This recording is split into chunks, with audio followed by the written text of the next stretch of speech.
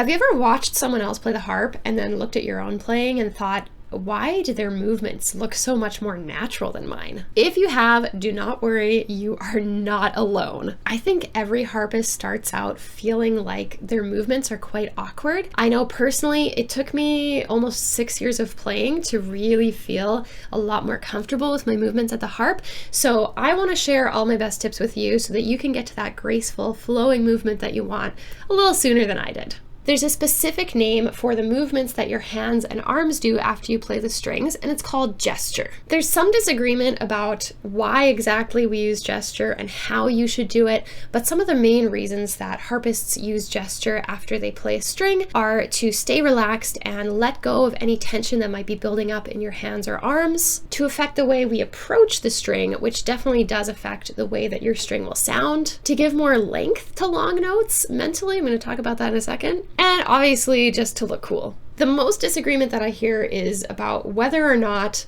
gesture actually changes the way your harp sounds. My personal opinion is that while any movements you make after you let go of a string aren't actually going to change the sound, your gesture can still affect your sound in two main ways. Firstly, the way you move as a whole will change the way that you approach the string and start the articulation, and that will absolutely change your sound. For example, if I have a quick and snappy gesture, I'm going to play with maybe a lighter touch and a quicker finger action, and that is going to get me a nice, bright, crisp sound.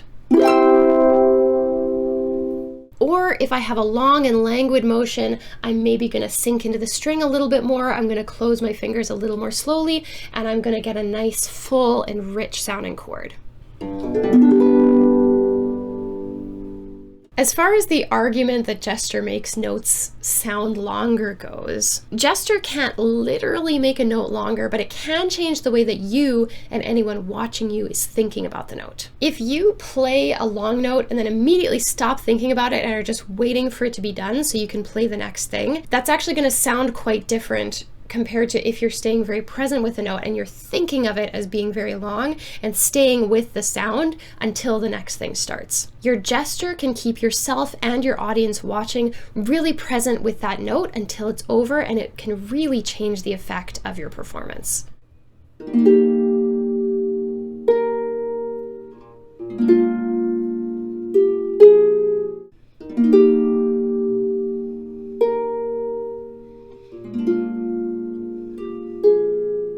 Now, in terms of how to do this physically, the way that I was taught is that once you're done playing your string, you essentially just want to lift your hands upward while bending at the elbow. You want to be careful not to kind of wave your elbows around, do the chicken dance a little bit here. There can certainly be some wrist movement as part of your gesture, but typically you want to kind of do it in a way where your hand bends backwards as opposed to dropping down to protect your wrist and all the nerves in here, as well as preventing you from having to totally reset your hand position after every time you gesture. But that's like not really the hard part. Like, you can do all those things and still have it look awkward. Part of that has to do with your comfort with the instrument. If you don't really feel like you know your way around the strings, you're not going to feel very comfortable leaving the strings because you don't feel confident that you can get back to them. So that part does come with time a little bit, but that's not the whole story. Part of it also ties into the rest of your body. If your torso and your shoulders are really stiff and tense and blocky, then your gesture is also going to be tense and blocky. It's very difficult for part of your body to have this free flowing movement if another part of the body does not feel free at all. But honestly, even more than that, in my opinion, the biggest reason why your gesture might feel awkward instead of graceful has a lot to do with how you think about the gesture and how it relates to your actual playing. To me, a good gesture is not an extra thing that's tacked on to your playing. So if I play this chord and I finish it, and then afterwards I gesture, that's going to feel pretty awkward. Instead, you want to think about the gesture as essentially like a natural consequence of playing the string. It's a follow through, right? If you think about golfers when they hit the golf ball, they don't hit the ball, stop, and then keep going with their follow through. They hit the ball and keep moving because they have all this momentum built up with their golf club, and then they're not just going to stop moving once they hit the ball, they're going to follow through. And gesture is kind of like that, because when you play, you apply a certain amount of force to the string, and that force isn't necessarily totally dissipated once you finish playing. It's kind of still sitting in your hand.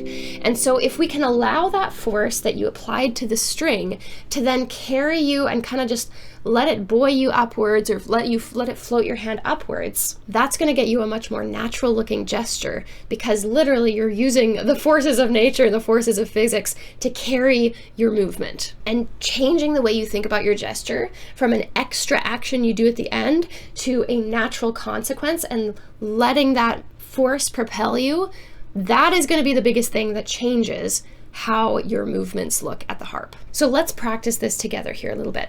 First thing you want to do is kind of set up your posture, making sure you're sitting comfortably. Check in with your hips, your shoulders, your chest. Make sure we're relaxed through there. Let go of any tension that you might be holding on to. And next, you're just going to play a string, any string.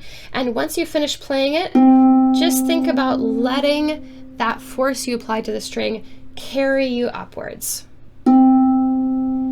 You don't have to move far. There's no particular distance that you have to move. Actually, a lot of the time, unless you have a very long note, it's best to stick a little closer to the harp. It doesn't need to be a big movement here. It can just be a little float upwards. And speaking of floating, a visual that I really like for gesture is if you can think about a jellyfish and the way that they move through the water, and kind of just like let your arms float like a jellyfish, you're going to get a really nice movement and a really nice gesture. This mindset shift will really change how your gesture looks, but it's still going to be tough to get a very natural looking gesture if your body is super tense. So check out this video next to learn how to relax your body while you play. And for more free harp tips straight to your inbox, sign up for my free email newsletter using the link in the description. That's it for today, and happy harping.